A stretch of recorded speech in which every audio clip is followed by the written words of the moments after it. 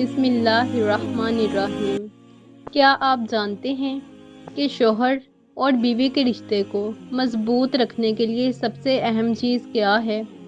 अच्छा, बहुत सारे लोग समझते हैं कि ये दौलत या खूबसूरती है, लेकिन असल राज कुछ और है। हस्बैंड और वाइफ के रिलेशन के बारे में अल्लाह सुब्हाना व तआला कुरान पाक में क्या फरमाते हैं, तो हम सूरत अल डूम की आयत नंबर 21 में देखते हैं। तर्जमा। और इसकी निशानियों में से ये है कि उसने तुम्हारे लिए तुम ही में से जोड़े पैदा किए ताकि तुम इनके पास सुकून पाओ और तुम्हारे दरमियान मोहब्बत और रहमत रख दी। ये आयत याद दिलाती है कि शादी सिर्फ एक रिश्ता नहीं बल्कि अल्लाह की रहमत की इलामत है। एक कामयाब अज़दवाजी ज़िंदगी के लिए कुछ छोटे लेकिन ताकतवर कदम आपके लिए बहुत अहम हैं, हस्बैंड के लिए भी और वाइफ के लिए भी। आप दिन की शुरुआत सलाम या मुस्कुराहट से करें, शुक्रिया और माफ़ी को मामूल बनाएं, एक साथ नमाज पढ़ें। ये दिलों को जोड़ने वाला सबसे मजबूत धागा है। दिन में कम से कम एक बार एक दूसरे के लिए खैर की दुआ करें। हस्बैंड अपनी वाइफ के लिए करे और वाइफ अपने हस्बैंड के लिए करे।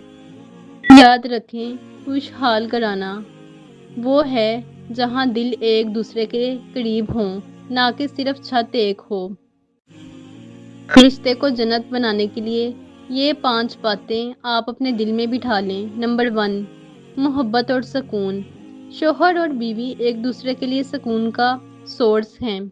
नंबर 2 पॉइंट, इज़्ज़त सबसे पहले। ज़ुबान और रवैये में एक दूसरे की इज़्ज़त झलके।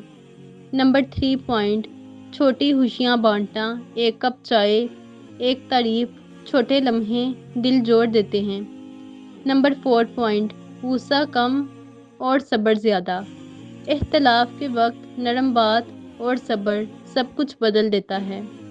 नंबर 5 पॉइंट, दुआ का रिश्ता। एक दूसरे के लिए दिल से दुआ करें, अल्लाह मोहब्बत में बरकत डाल देता है। नबी अकरम सल्लल्लाहु अलैहि वसल्लम ने फरमाया, तुम में बेहतरीन वो है जो अपने अहले खाना के लिए बेहतरीन हो। सुनन तिरमिज़ी की हदीस है। ये हदीस हमें याद दिलाती है कि असल नेकी वो है जो घर वालों के साथ हो। तो आप अपने शरीके हयात के लिए रोज़ाना एक नया जुमला शुक्रगुजारी का बोलें।